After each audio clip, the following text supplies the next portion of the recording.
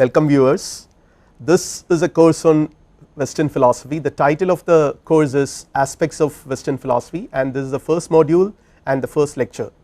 The topics which we are going to discuss are, first of all we will see the Ionian period, then we will go on discussing or having a very brief overview of Greek civilization.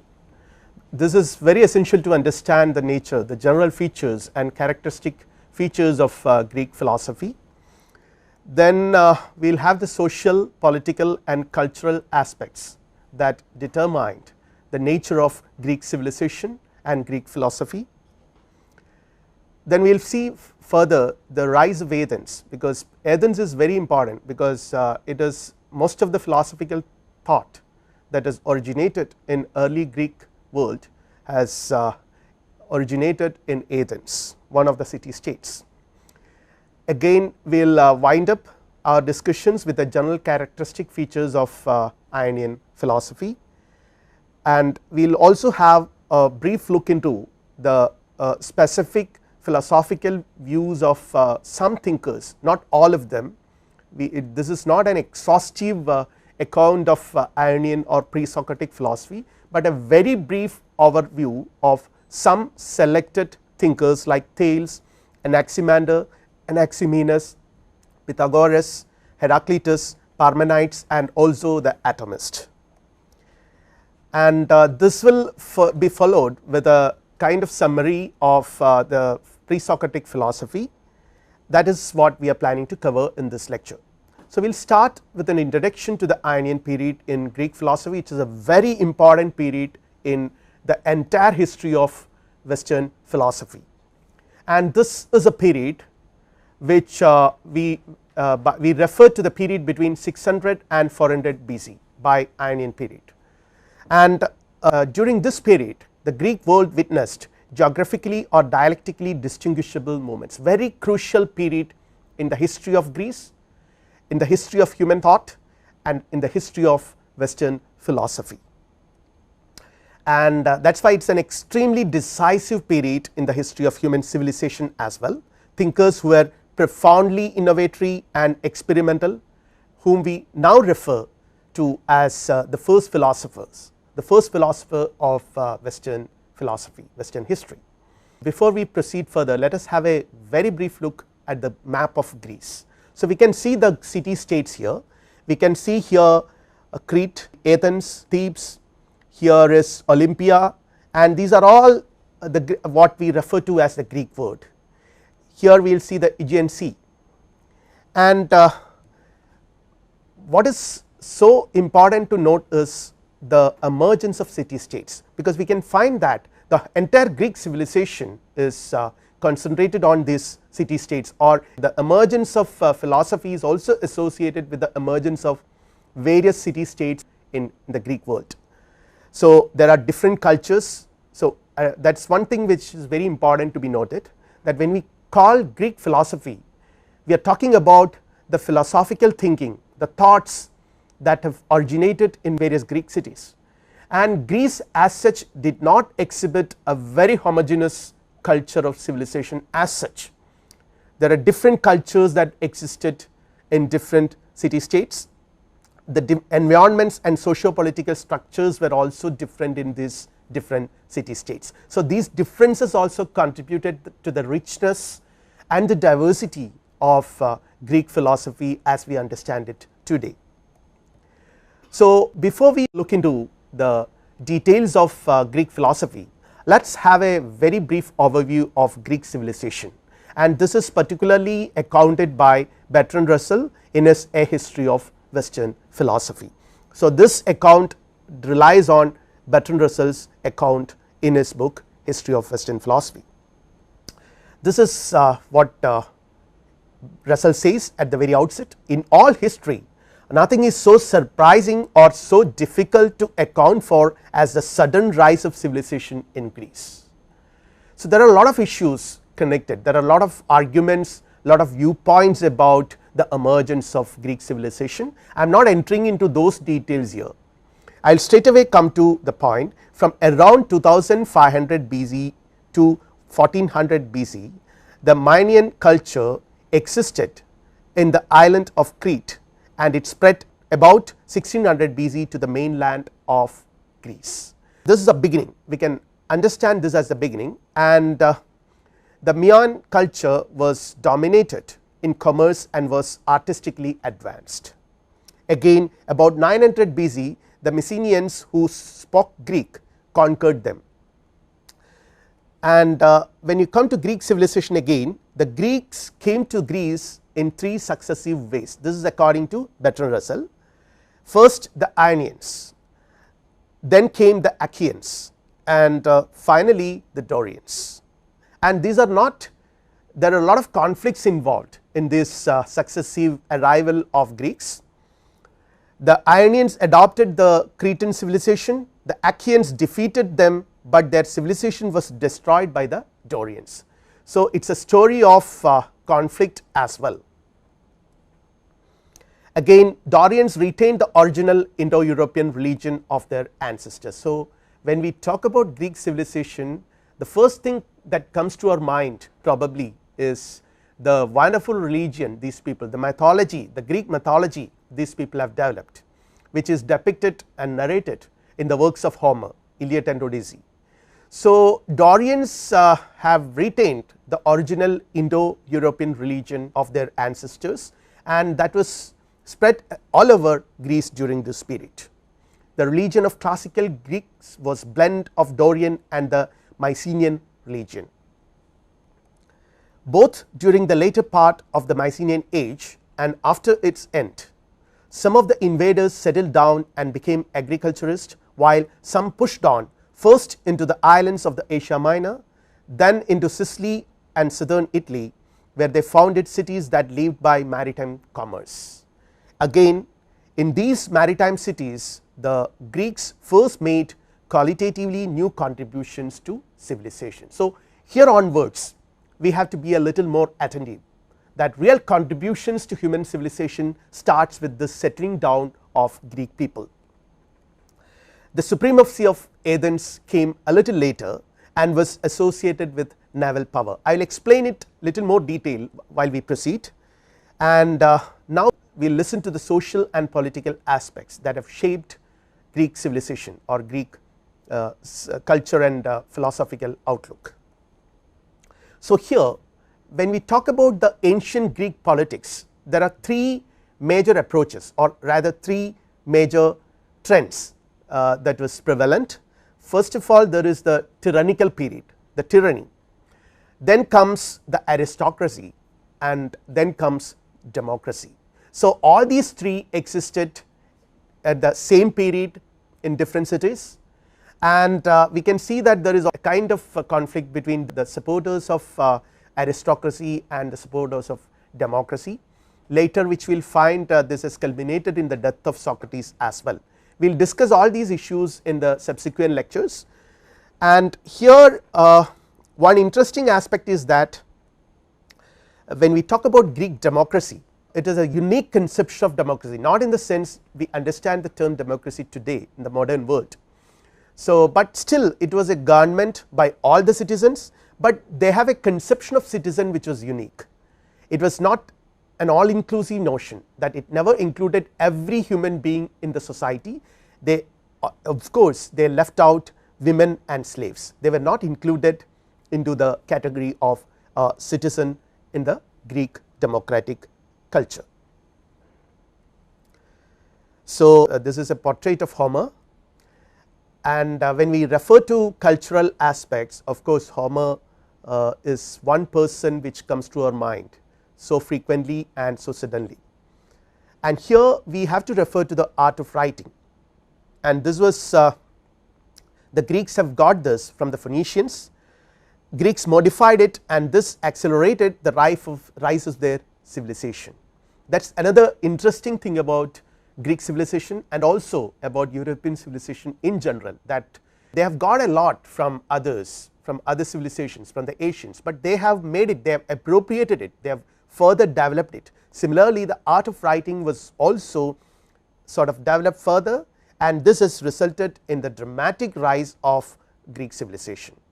And next major event in the history of Greek civilization is the composition of Iliad and Odyssey by Homer, which I have already mentioned during 750 to 550 BC. So, here is a paragraph, here is a quotation from Bertrand Russell. Homer as a finished achievement was a product of Ionia, that is of part of Hellenic Asia Minor and the adjacent islands. Sometime during the 6th century at latest, the Homeric poems became fixed in their present form. It is also during this century that Greek science and philosophy and mathematics began. So, let us have a kind of summary, the three main civilizations of Greece now: the Trojans in Troy, the Cretan or Minoan in Crete, and the Messenian in the Greek mainland. And one thing to be noted here, when we, since this is a course on philosophy, the most striking aspect or the most important and relevant thing to be noted is the rise of Athens as a superpower. Superpower not in the modern sense, not in the military sense of the term, but in the intellectual sense of the term. So, there are several reasons for that: geographical, cultural, historical, political, and several other reasons for this.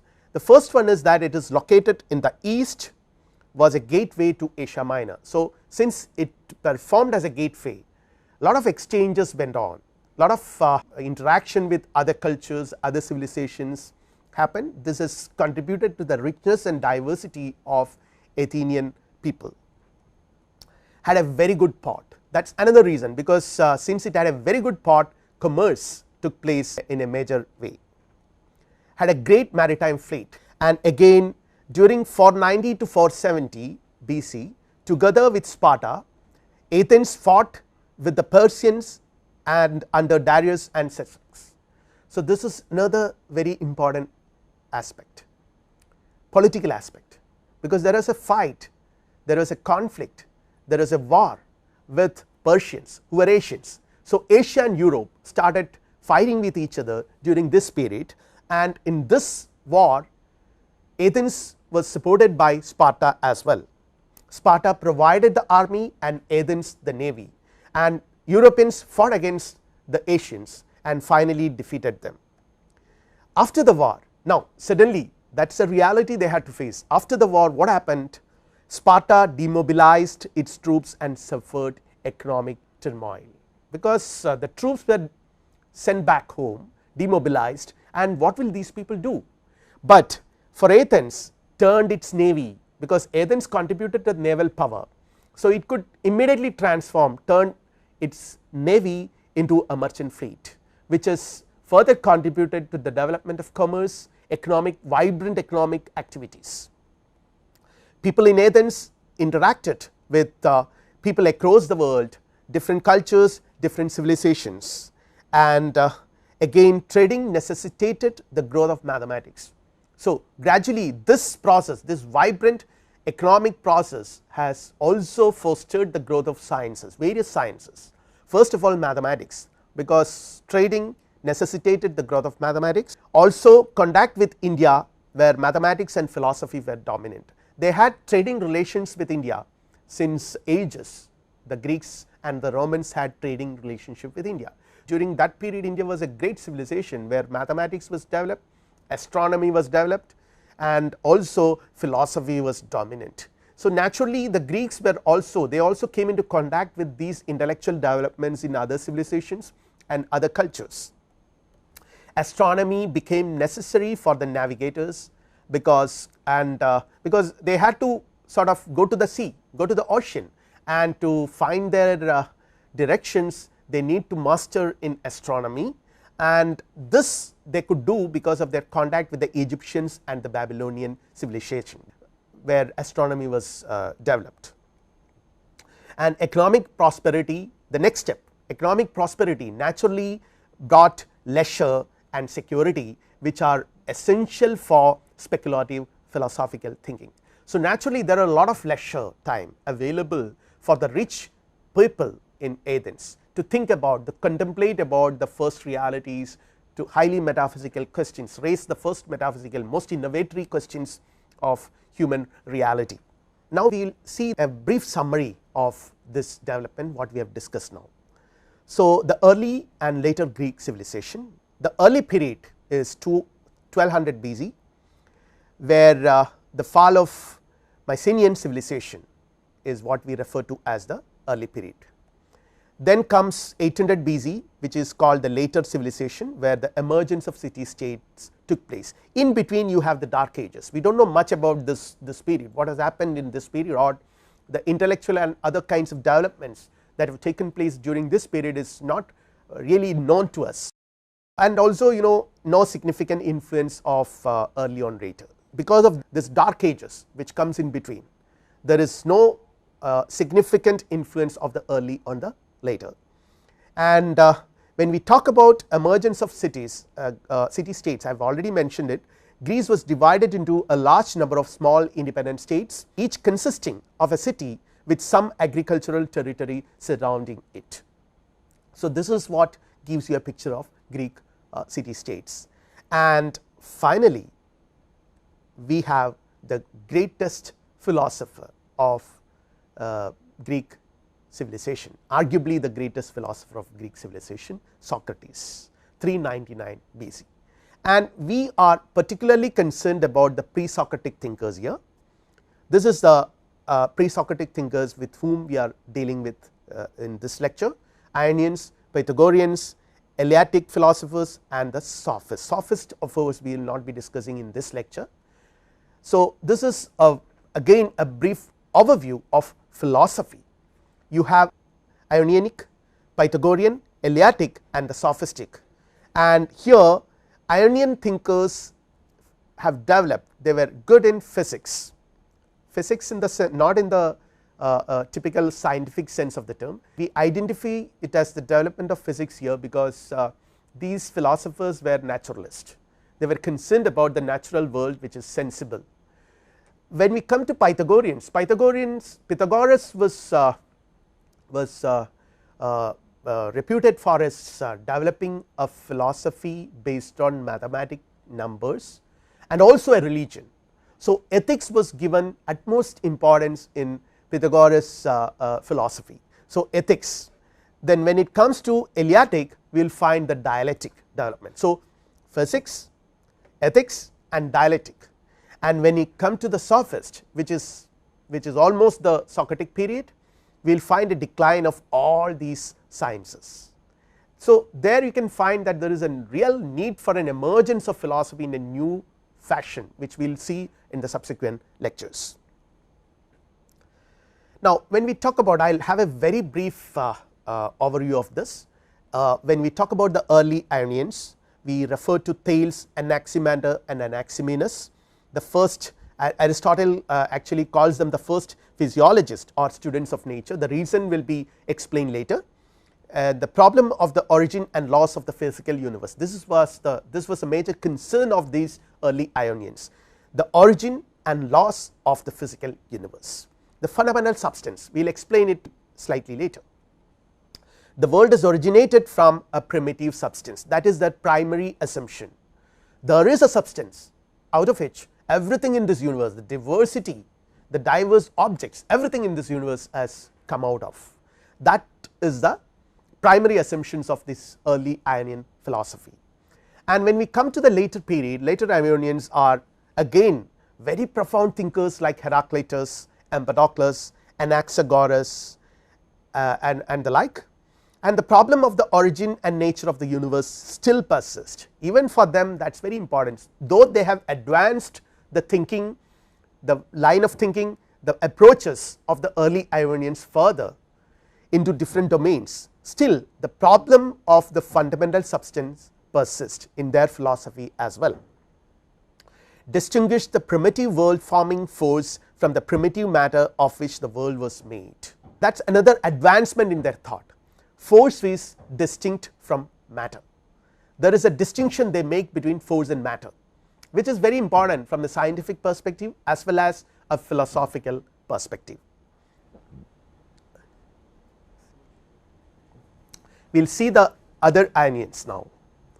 So we have the most prominent thinker here is Pythagoras, 560 to 480 BC, who was studied under Thales before travelling to Egypt and Mesopotamia, ultimately establishing his own school of philosophy in Corot in southern Italy.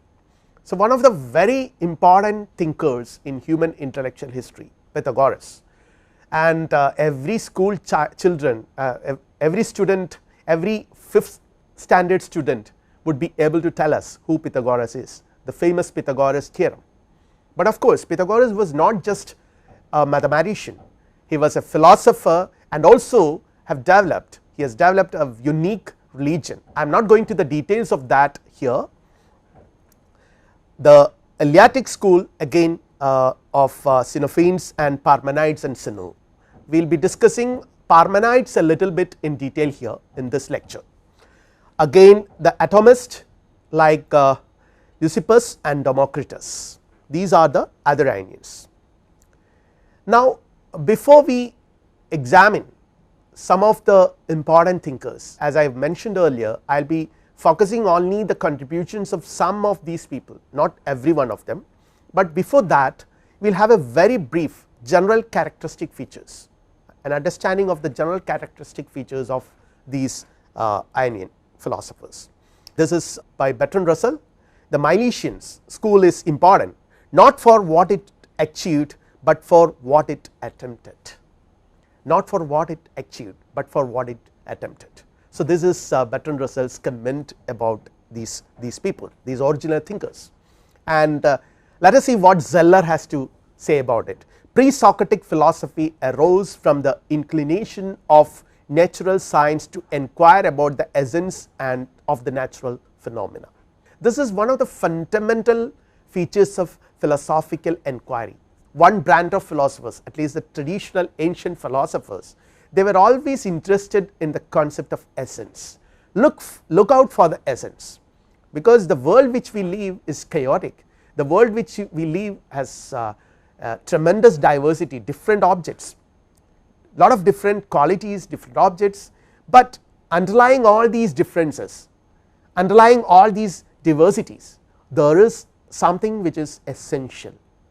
So, there is a search for essence, which is one of the features of philosophical enquiry. Even in 20th century philosophy we can find it. People like Husserl. Husserl's philosophical project itself is Edmund Husserl, the great mathematician, logician, phenomenologist, whose philosophical project itself is to arrive at something called presuppositionless philosophy.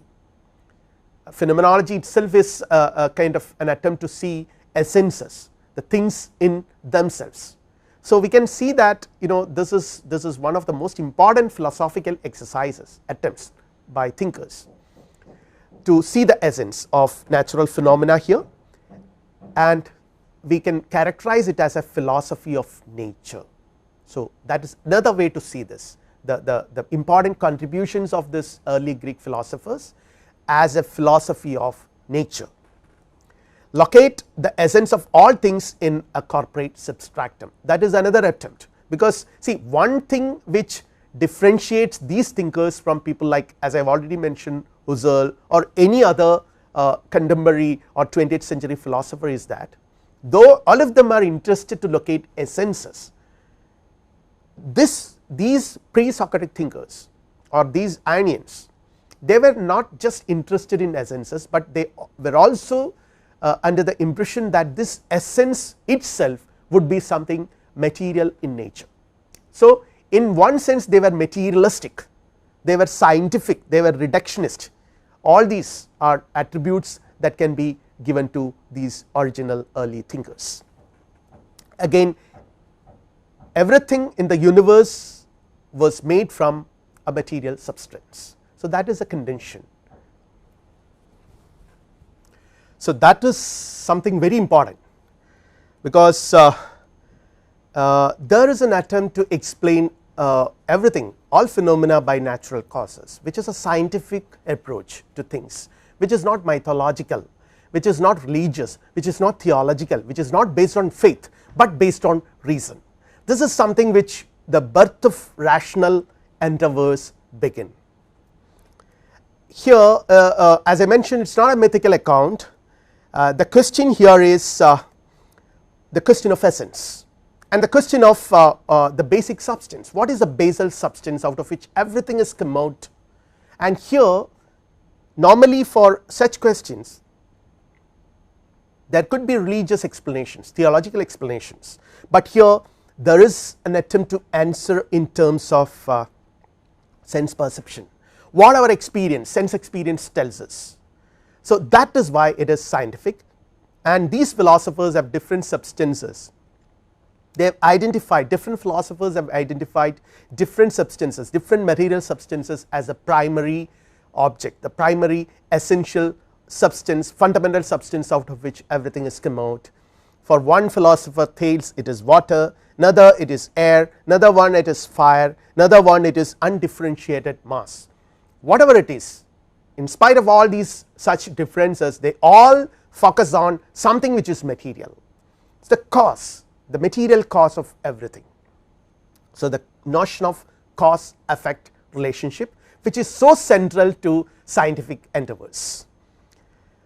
And here we will see the general features of Ionian thinking.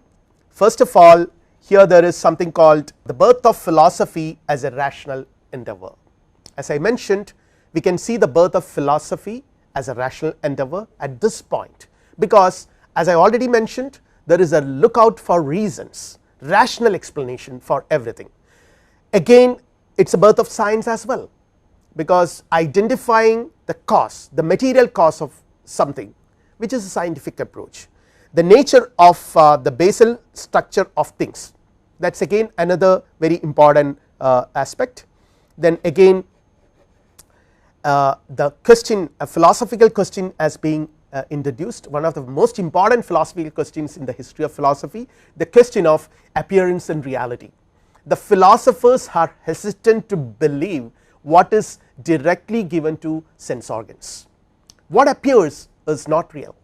There is a basic skepticism about what appears, what is directly given to us, and there is a lookout for something which is not given to us, something which is underlying the given, something which is responsible for the appearance, that is real. Appearance and reality, which is a central problem in philosophy almost in every civilization. So you can see that here there is a question of substance. What is that substance? What is immediately given to us, or what we experience is the world of diversity, but there should be an underlying substance. So appearance and reality. When it comes to another one, change or permanence, everything in this object seems to be changing, everything in this world, every object is under motion, the entire universe is under motion, but whether motion itself is real or not. So that is the question. Some philosophers argued that motion is real, or motion alone is real, change alone is real. According to some it is permanence. Again, abstract or concrete, the world as we experience is very concrete world, but is there anything which is underlying that, something which is abstract, something which cannot be seen, that is a question. So all such philosophical questions were introduced by the early Greek thinkers themselves. When we talk about the beginning of rational thinking, early Greek thinkers were influenced by, as I have already mentioned, Babylonians and Egyptians. Astronomy and mathematics informed them about the precision and accuracy the universe exhibits. See, let us accept that the world around us is under motion, there is a flux, there is change, but whether this change is arbitrary, whether this change is blind, or does it exhibit, or does it follow some sort of a law, some sort of a principle. So this is the search for such principles is a scientific search. We can see this in the classical example of the discovery of gravitation principle by Isaac Newton. The principle of gravity is a law which every object in this universe follows. So the change that takes place in this universe is not arbitrary, it is not by chance things happen, but there are certain laws, there are certain principles. So identifying those principles and locating those principles, or finding a kind of resemblance with those principles and the principle that enables man to identify them, that is reason, rationality. There is some sort of a connection between these two. This is what makes science and philosophy unique rational endeavors. So, all these things we can see in the contributions of these early Greek thinkers. The idea that everything can be rationally understood. So, there are things which we can definitely approach any phenomena in this world from a theological perspective. Why certain things happen? Because God has decided it to happen. So, there is no further questioning of this issue then, if you say that everything is decided by God, but a rational approach cannot be satisfied with such a reference to faith. So, you need a causal explanation model, which has become so central to scientific endeavors later.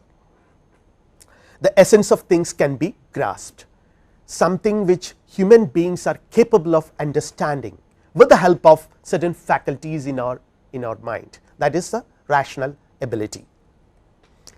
Now, I have already given a very brief outlook, a kind of a feel about what are some of the important characteristic features of pre-Socratic thinking.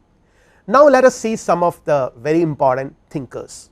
As I mentioned here, this is not an attempt to elaborately discuss the individual contributions of each and every philosopher in the pre-Socratic age.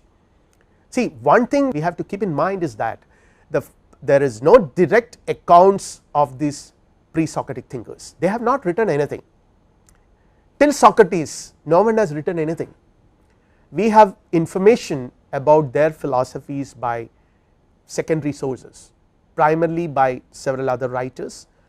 One important information we receive from Aristotle himself, who refers to many of these the contributions of many of these thinkers in his writings. So, there are certain limitations when we try to approach their philosophical contributions, but at the same time historians of philosophy have arrived at reasonably good accounts of the philosophical contributions of these early thinkers. So, let us start with Thales of Miletus, and he is hailed as the celebrated father of Western philosophy, Thales, and he was one of the 7 wise men of Greece. He was born about the year BC 640 in Miletus in Asia Minor and died at the age of 78. These are some of the tentative information about his life which we have. There is no unanimity about these views, but roughly these are the things which we understand about him. Thales, who had some contacts with Babylonia, where astronomers knew that eclipses recur in a cycle of about 19 years, predicted an eclipse which took place in 585 BC. This made him famous. So, he was primarily known as, recognized as an astronomer.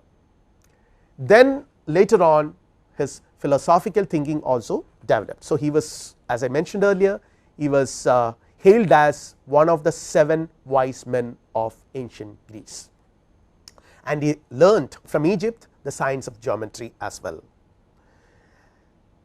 There are a lot of issues when we call Thales as a father of Western philosophy, but of course it is reasonable because the whole rational approach to problems began with Thales. We can assume in that way, though there could have been other thinkers before Thales.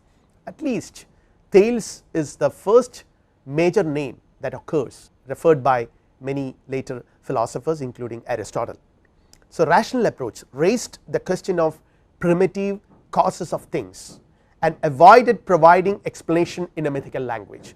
So, this is the most important contribution of Thales: primitive causes of things and explanation not in a mythical language, but in a rational manner. So, when the question is about the fundamental substance, Thales' answer is interesting. He says that water is the most primitive ultimate substance, that is the fundamental substance. Everything comes out of water and returns to water. This is his theory, and there are interesting details about it, but the important aspects to be noted here are: number one, it is a materialistic approach. So, in that way it is very important, whether it is water or air, whatever it is a materialistic approach. It is reductionistic, reductionistic in the sense that it is reducing everything to one single principle. It is scientific because it looks for the causes, the fundamental causes. Then it is rational, it does not depend on mythological or theological explanations, and after all it is philosophical. So, these are some of the very important features to be noted when we try to understand Thales' contributions. So, in this sense we can say that the birth of philosophy as a rational endeavour took place with Thales.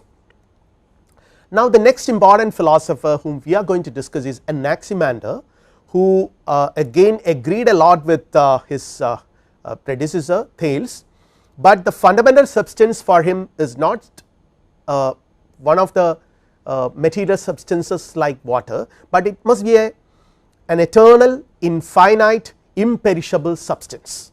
It need not be any particular substance, but it should be an eternal, infinite and imperishable substance. All qualities are derived from this substance for him, and again water itself as a material substance which we can observe comes out of such a primary substance according to Anaximander. And he says all things in this world come from this great mass of undifferentiated matter. So, what is the substance for him? It is a great mass of undifferentiated matter. You cannot differentiate it, you cannot determine what it is indeterminate, it is imperishable, it is infinite and it is eternal. Tendency towards an abstract mode of thinking, this is something which is so striking about Anaximander. Thales was referring to a substance which is material, which is concrete, but here we can see there is a tendency towards a more abstract mode of thinking, which is very important for philosophical contemplations, because philosophy in a very important sense deals with abstract entities. The doctrine of the indestructibility of matter is again contained in Anaximander's view. Matter is indestructible, which is a scientific principle which is also contained in Anaximander's view. Now, another philosopher who is a pupil of Anaximander is Anaximenes. Here we can see a retreat, he goes back. The fundamental substance is infinite, but it is not indeterminate. This is what Anaximenes says. It is air or vapor or mist, it is air. For Anaximenes the fundamental substance is air, because there is reason for that, because air is a life giving element both in organisms as well as in the universe, the principle of the universe. Without air nothing happens in this universe. So, he considered air as the most primitive substance and it is animate as well.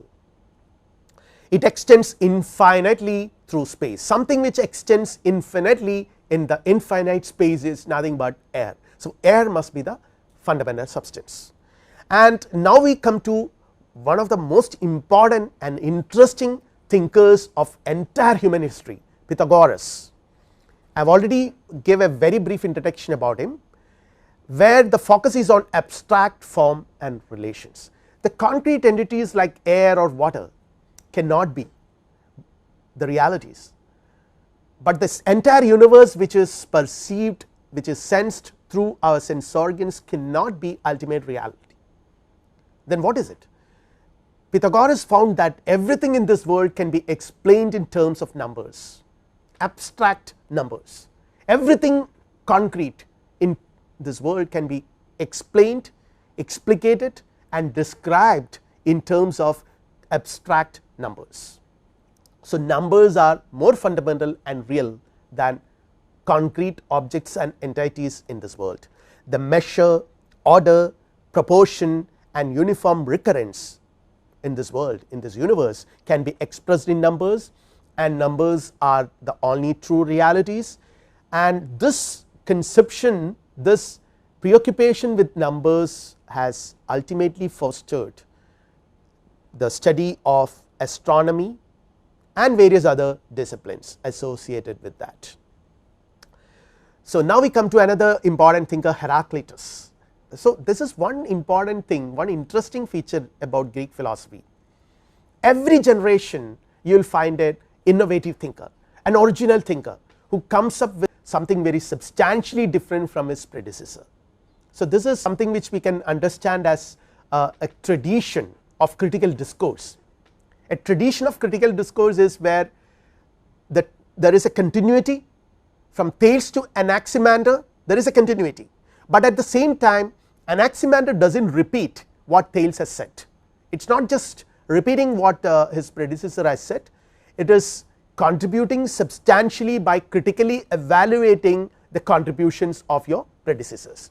So, this is what later on people particularly Karl Popper interestingly calls as the terms as the tradition of critical discourse which existed in the West.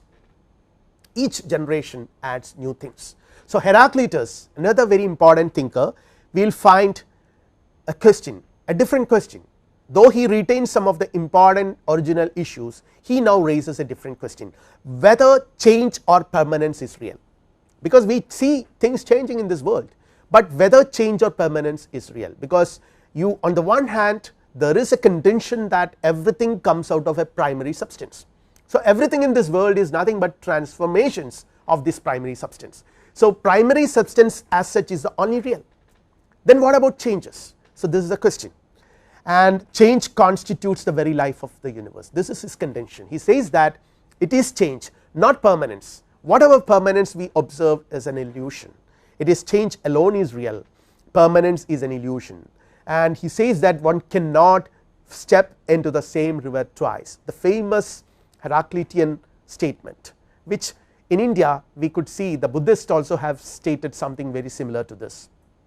One cannot step into the same river twice, because both oneself who is trying to step down into the river as well as the river would have undergone change by the time, because everything is momentary.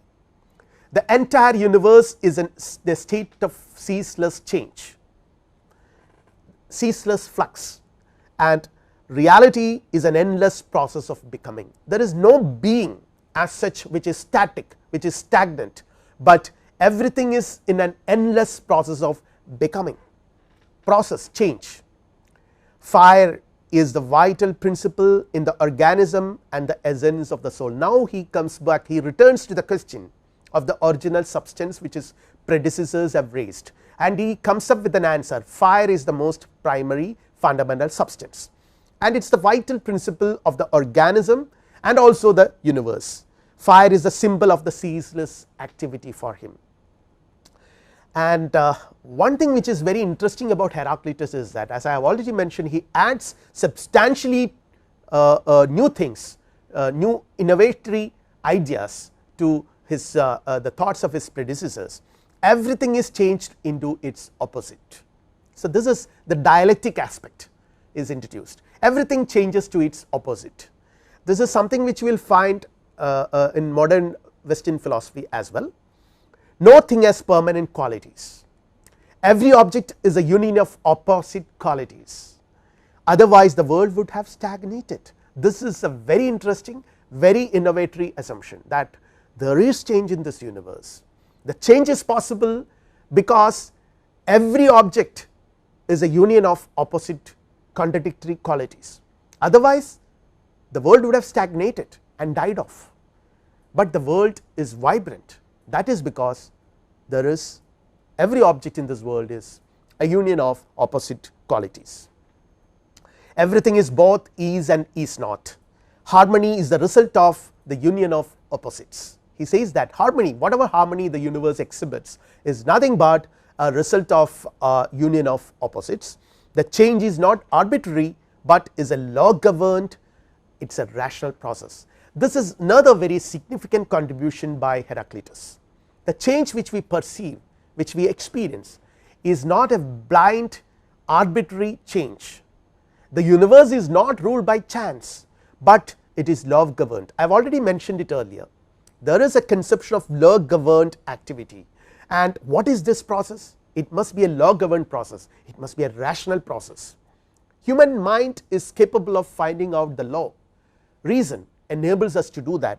So, philosophy becomes much more matured in Heraclitus. The logos or reason in things is permanent. There is something which is permanent. What is it? the logos or reason in things. Hence a life based on reason is superior than a sensuous life. So you can see the ethical view as well here. How do you live? How should one live in this world? One should not base one's life on emotions or sensuous life, it should be based on reason. Now another important thinker who comes with an entirely different perspective view is Parmenides. How can a thing both be and not be? This is a question to Heraclitus in one sense.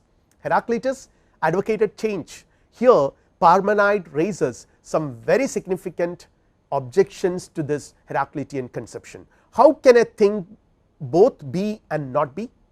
How can a thing possess contradictory qualities? How can one quality become another quality? Something cannot come out of nothing and something cannot become nothing. These are all contradictions. Parmenides reminds us an object cannot possess contradictory qualities. So he refutes change. The conception of the philosophy of change advocated by Heraclitus and his followers are vehemently opposed by Parmenides by saying that this is an interesting argument. If being is a process of becoming, this is what Heraclitus said, then it must either have come out of not being or being. If from not being, then it has come from nothing, which is impossible. Something cannot come out of nothing, that is a contradiction, that is impossible. Then it should come from something. If from being, then it has come from itself and hence is identical with itself, which means that there is no change. So change is refuted philosophically and theoretically.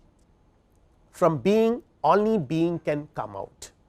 No thing or nothing can become anything else. There is only one eternal, underived, unchangeable being. So the concept of being, which has become very important in later philosophy, later Western philosophy, is introduced by Parmenides here.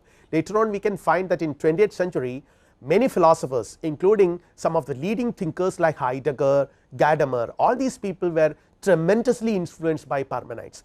Heidegger even has written a book titled Parmenides, because he was also preoccupied with the concept of being, the question of being, which was introduced by Parmenides.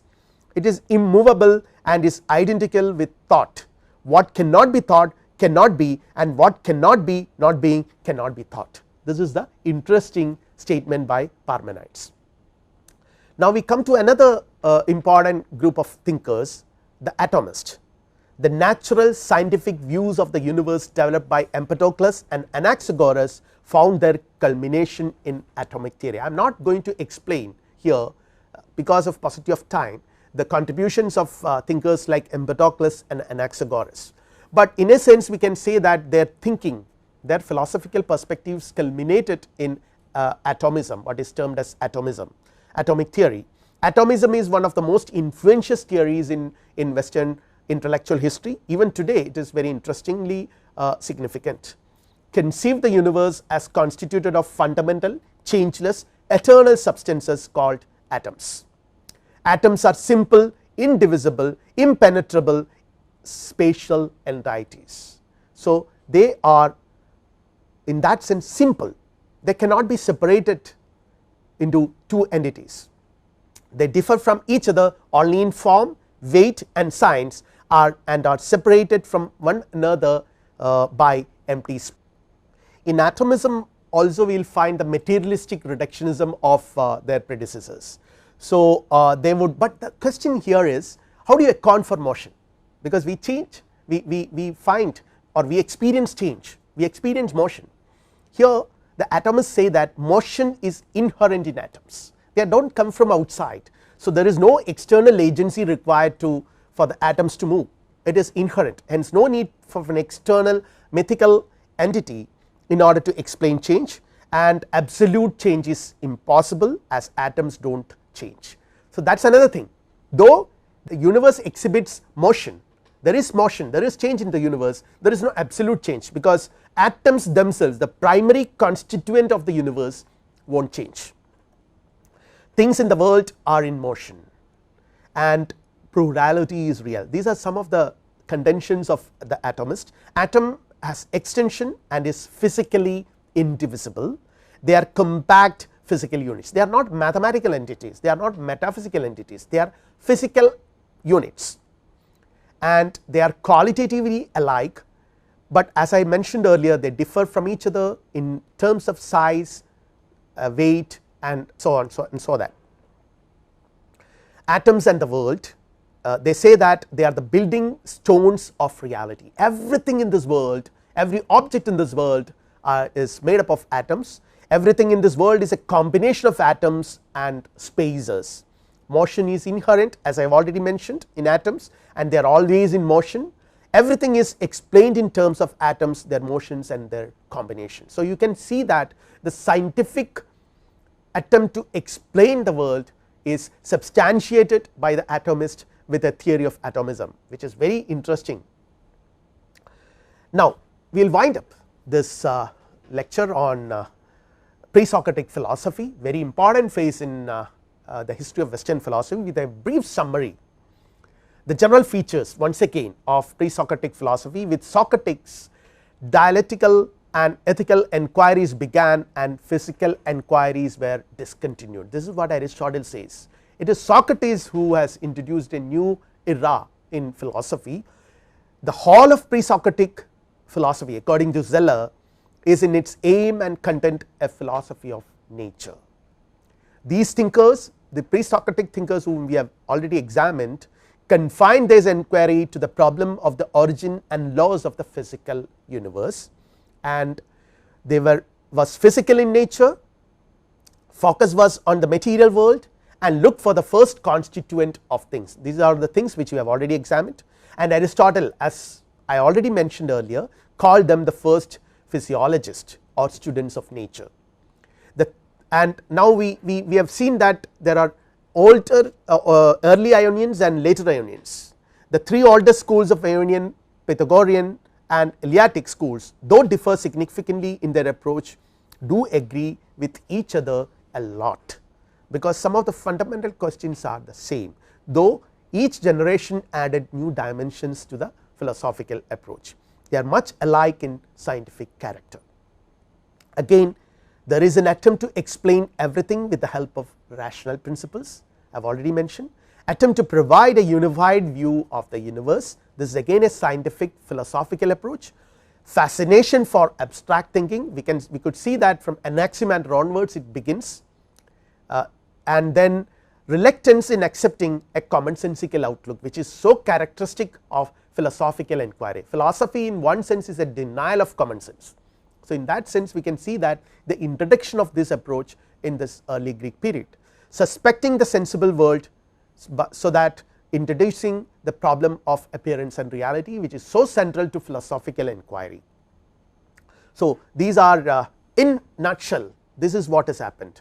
The sensible, natural, philosophical world is problematized in the initial period here, and when we come further we can see the abstract mathematical issues becoming central, like people like Pythagoras were so seminal contributions here, and together this give birth to what we can call as a rationally speculative and contemplative world. So this is scientific rationality, this is deductive reasoning. The initial period has contributed to scientific rationality, and later on deductive reasoning by mathematical abstractions, which together led to the birth of philosophy. Let us now wind up our discussion and have a look at the summary of the topics which we have discussed. We had an overview of Greek civilization and history, an overview of pre-Socratic philosophy, the nature of philosophical approach in the early period is examined, the birth of philosophy and science as rational endeavors is also examined in this lecture. In the following lectures we will have more interesting discussions about the initial philosophical issues discussed by early Greek thinkers, particularly sophists, Socrates and other Greek philosophers. So these are the references used for preparing this lecture. We will wind up this lecture. Thank you.